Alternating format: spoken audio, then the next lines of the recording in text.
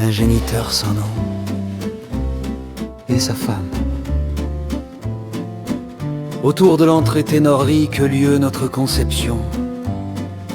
Au nord de cette terre lointaine de Bretagne, terre celtique, pré-romaine puis chrétienne. Conquise mais non dominée par Rome, les Suèves et les Wisigoths, à l'ouest du continent.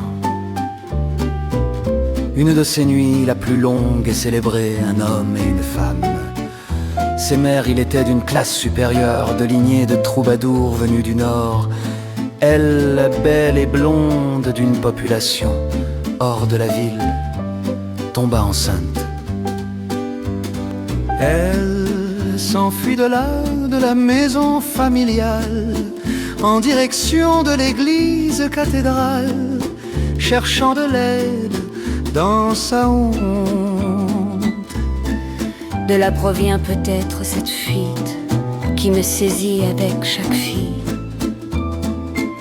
Il ne sut pas ce qui était arrivé alors, ni pour les enfants qu'elle eut alors.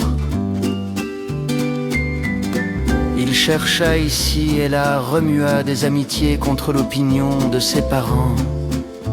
Mais elle cacha bien ses pas et partit à l'étranger. Les années passées, l'un de ses enfants remua le passé, l'a connue elle. Et puis l'autre apprit ce qui s'était passé à un moment compliqué quand ses parents étaient décédés. Il demanda conseil et voyagea pour connaître ses origines, mais du géniteur, il revint sans savoir son nom, ou s'il vivait, elle lui dit que mort. Il était, et que cette histoire terminée était, et les larmes de lui, l'homme sans nom.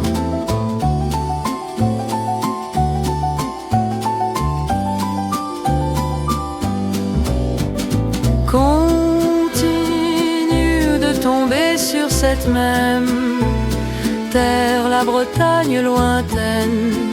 Continue d'irriguer de mélancolie l'amour de ces jours-là. Continue de tomber sur cette même terre, la Bretagne lointaine. Continue d'irriguer de mélancolie l'amour de ces jours-là.